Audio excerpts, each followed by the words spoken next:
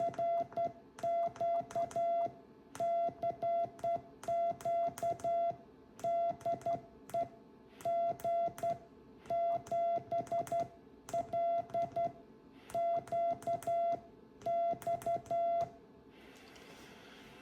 quick CQ call there into a dummy load. You can't really see it, but let me point it at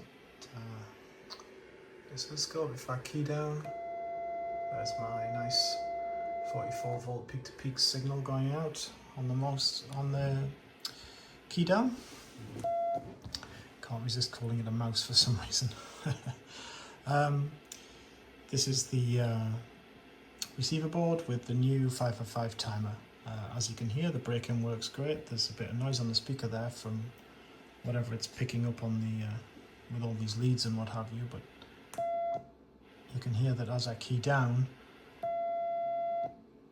when I release there's a slight pause and then the radio is allowed back in, so that's the break-in facility.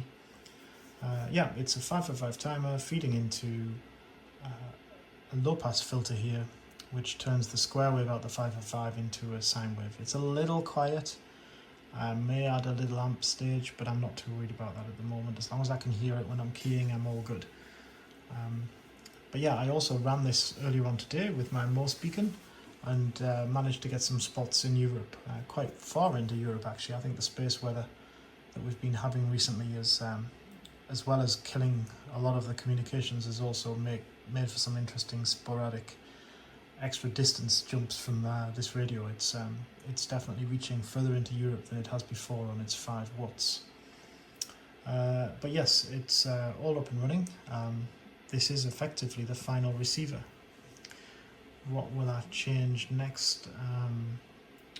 Possibly I'll fiddle a bit more with the CW. I think the 100 Hz bandwidth of this CW is going to be too narrow, but I've got some interesting tricks and tips to play with that, and it's definitely better than nothing. Yeah, I have to decide how this all fits into a box. I've been looking at some copper boards in my stash and trying to figure out how I can fit it. So I suspect the job over the next week or so is going to be getting this thing into a tidy state in a box. But yeah, really pleased. Everything working. The oscillator, the transmitter, the receiver. I'm glad I built the pieces separately. It's made a huge difference having enough room to prototype things. Surprisingly, the receiver was a bigger job than I thought it was going to be. The transmitter, obviously, and from earlier videos, I had a lot of fun getting that up and running. The oscillator has been pretty stable from the get-go, actually. I'm quite pleased with that. It's quite this Hartley oscillator with a RIT control, it seems really good. So yes, progress has been made.